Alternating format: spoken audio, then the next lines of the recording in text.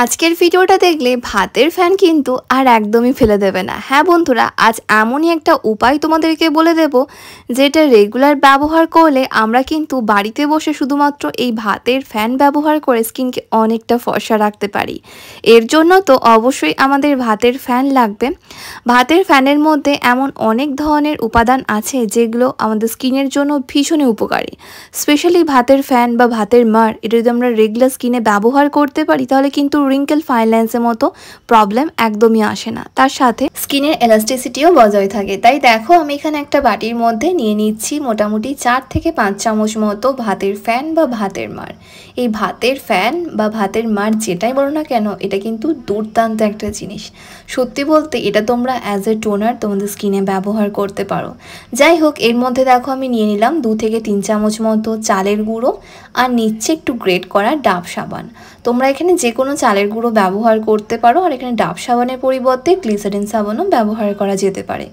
দিয়ে দিচ্ছি হাফ লেবুর রস আর অল্প একটুখানি গ্লিসারিন দিয়ে এবার খুব ভালো করে প্রত্যেকটা উপাদানকে একসাথে মিক্স করে নিলেই কিন্তু রেডি হয়ে যাবে আমাদের special DIY skin whitening pack, যেটা আমাদের সপ্তাহে অন্তত পক্ষে 2 থেকে 3 দিন ব্যবহার করতে হবে। এটা সব ধরনের স্কিনের জন্য সুইটেবল।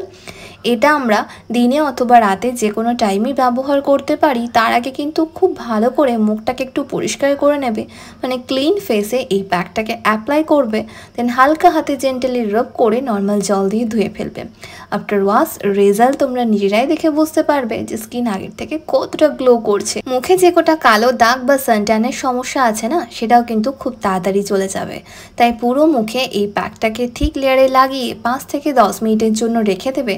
তারপর জেন্টালি হালকা হাতে রাব করে নর্মাল জল দিয়ে ধুয়ে ফেলবে। আমি এর মধ্যে চালের গুঁড়ো দিয়েছি, যেটা আমাদের স্কিনকে ডিপলি এক্সফোলিয়েট করবে, মানে ক্লিন করবে, স্কিন থেকে dead skin cell blackheads remove করবে, একই সাথে স্কিনকে ডিপ ক্লিন করতে সাহায্য করবে। তার ফলে এক্সট্রা করে আর কোনো মার্কেটের স্ক্রাব ব্যবহার করার প্রয়োজনই পড়বে না। তার সাথে কিন্তু আমি লেবুর রস ব্যবহার করেছি, যার মধ্যে ভিটামিন সি থাকায় পিগমেন্টেশন বা মেজেদার মতো সমস্যা খুব তাড়াতাড়ি চলে যায়। তোমরা কি জানো লেবুর রস আমাদের স্কিনের জন্য কতটা উপকারী?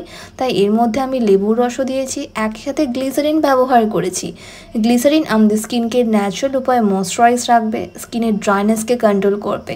আরও কিন্তু এর মধ্যে আমি সাবান ব্যবহার করেছি, যাতে হালকা ফোম ক্রিয়েট হয় আর স্কিন ডিপ ক্লিন হতে পারে।